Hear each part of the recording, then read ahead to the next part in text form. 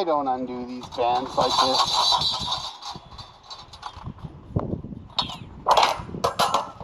Yes, I do.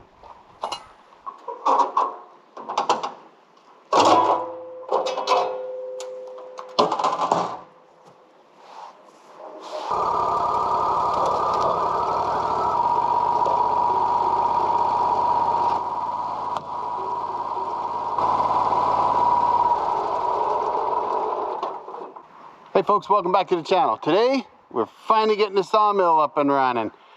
Oh, it has been a long time. And with the tractor breakdown this last time, it was crazy. And I probably could have milled this log up anyway, but frankly, I was so frustrated with the tractor that I just dropped everything and I walked away. Now, I gotta tell you, it's above 80 degrees out here. It's almost a quarter after 10, and about half an hour ago, I noticed it was already 80 degrees. Maybe even longer. So we're getting up there. It's going to be hot today. So I don't know how much sawmilling I'm going to get done. But first, I want to get this log milled down. And I'm not going to mess around. We got to get her milled down and get it off the deck before it gets over 95 degrees out here. Because at some point, it's just going to be too hot to get working. And hey, let me know what you think. Are you milling in a 95, 100 degree weather? Look, I know Kevin Bales over at Kevin Bales Enterprises. I know he's milled in a temperatures above 100 degrees. Personally, I don't like to. I've done it, don't like it. So now that I have a choice, because I'm just milling for myself, well, it gets up much above 90 and I call it quits until it cools down again. So for now, time to quit yakking. I gotta get this log going. So let's get going, let's get her started.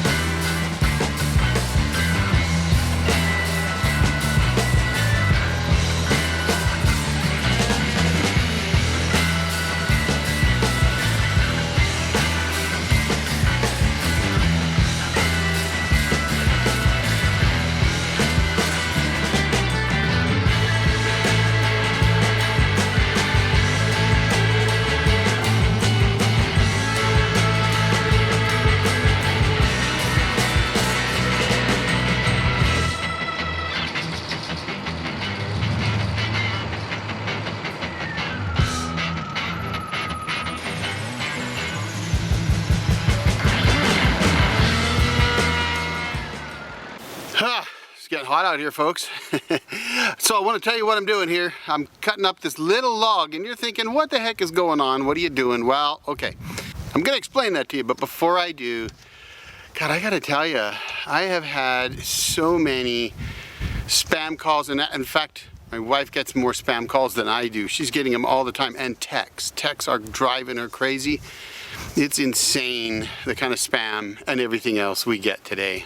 I know one of the reasons I get so many spam texts and calls, and Darcy does too, is because these big companies can't keep our data safe, folks. Recently, AT&T revealed that nearly all of their customers' call and text records have been exposed in a massive data breach. And it hasn't even been a few months since they admitted over 70 million of their users' social security numbers ended up on the dark web. And if you don't know anything about the dark web, it ain't good. The stolen records also contain every number that AT&T customers texted or called. So even if you don't use AT&T, other people do, right? I mean, I've got friends that do. And as long as somebody who had AT&T called you or texted you, your number's also exposed. So what can you do to protect yourself? Well, I use Aura, the sponsor of today's video. Aura will alert me if they find my number or any other sensitive information has been compromised. And folks, I've actually been a victim of identity theft in the past. Fortunately, I got away without losing a whole bunch of money. Took a lot of work and a lot of phone calls, but we got it done. Outtro will alert me if they find that my phone number or any of my other information has been compromised. And they give me fast fraud alerts if anyone tries to use that data to access my credit cards or bank accounts. Outtro does so much more to keep me and my family safe too. I also get things like transaction monitoring, a VPN, antivirus, a password manager, which I just started using because I switched over to Outtro, folks. Parental controls, which I don't need those, but you might. And identity theft insurance. I get all this at one affordable price. I can also get their AI-powered call assistant that will actually screen my calls on my behalf for scam or spam calls. The AI will forward legitimate calls to me so I don't miss things like, meetings, appointments, important calls, or emergencies. And it protects me from harmful text messages by filtering out known spam numbers, and Lord, I tell you what, we get a lot of those these days. And scanning links in the messages for phishing scams. So if you don't know what those are, it's when the link looks legitimate and you click on it, well, you're nailed then, folks. I'm not leaving myself or my family vulnerable to data breaches. And if you don't want to either, you can go to outtro.com/theoldjarhead and try your first 2 weeks free. And folks, that's it, 2 weeks free. So thank you, Outtro, for sponsoring today's video. Now, let's get back to what I'm doing here. What am I doing? I got this crazy little log. It's kind of punky. And I'm thinking, you're probably like, what the heck are you doing, Jarhead? Well, I need to show you this log as I tell you what I'm doing. So let's go over to the sawmill and I'll show you what I'm up to. All right, well, folks, I've been wanting to build a headboard for one of the beds we have at home. And my plan was to make a log headboard, just a headboard. And then when Darcy and I were out here, I don't know, could have been the spring or maybe it was last year, I saw this log. And if you look at this thing, it's kind of interesting. You see that big hump to it? I thought, you know what, this would make a really cool headboard, fit between two big logs. So what I'm trying to do is to get at least a 1-inch slab out of this, preferably a couple of them, that I can then dry up and use to make that headboard. I think it'd be pretty cool. Let's see how long it is. So we are 68.5 inches long, not a bad length. We've got about 7.5 inches in depth in the center, so I think it'll be pretty cool, especially if I can get two of them, stack one on top of the other one. So I'm going to get this clamped back down. I will tell you it's a bit troublesome because of the odd shape, and somebody didn't bring a chainsaw to knock the nubs off. I was too busy worrying about trying to fix my tractor. So I've got to get this clamp back down again. I have my clamp in a good spot, so I think I can go ahead and take a couple cuts out of it. I'm going to take a 1/2 inch one out.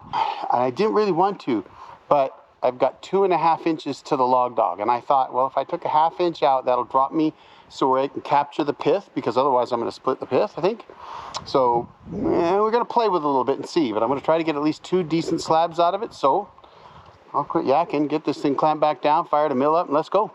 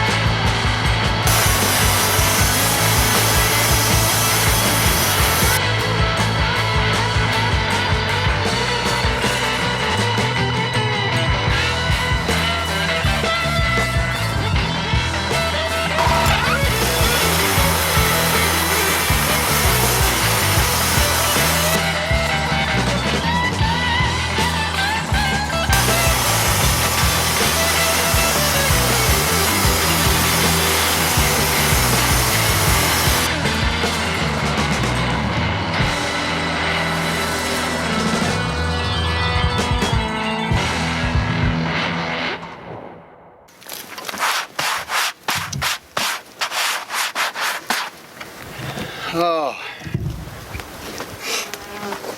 All right, well, I was pouring the lube on, probably a little excessive, so they're pretty damp now.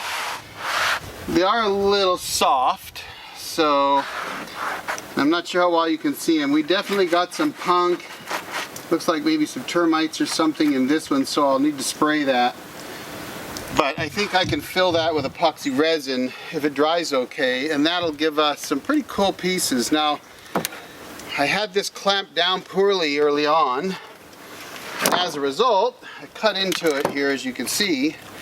So that's going to have to get planed off, and I could put this, I could put that back on the sawmill and skimmer down, but I think what I'm going to do is leave it and let it dry, and then just put it in my planer at home and try that out and see how it goes. So as long as these dry okay, you kind of get the idea of what we're trying to do here. Just sort of create a cool, unique headboard out of these pieces of wood. And I think as long as they don't dry too crazy, that could make a pretty cool headboard.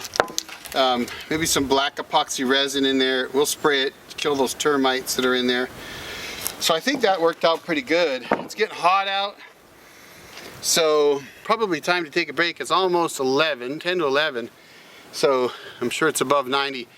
My cameras are shutting down, so first world problems, but I think maybe we'll try an umbrella in a bit and see if that keeps my cameras going. I want to get that big 16-footer up on here, make a D-log today, so hopefully we'll get to that, but no promises. Meanwhile, I'll take these, I'll lay them out so they can dry, and we'll stack them, we'll sticker them, see what happens with them. It was kind of fun little experiment. I also used a band that I had on the mill before. This was so gnarly, I was afraid it was going to come loose and twist on me. Kind of did a couple times, so the old band doesn't make as smooth a cut, but that's okay. I'm not worried about that. We can plane that down. So I think all in all it worked out pretty good. And by the way, if you saw me wearing that mask, I don't like wearing masks, and I just happen to have this base camp mask. It works really good. I'll drop a link down below for you to check it out. Anyway, folks, that's all I got today, and thanks again, Aura, for sponsoring today's video. Don't forget to go check it out. 2-week free trial. You just can't go wrong with identity theft protection today, folks, with all the stuff that's going on, spam, phishing, everything else. It's worth checking out. Aura, I think they're better priced than a lot of their competitors.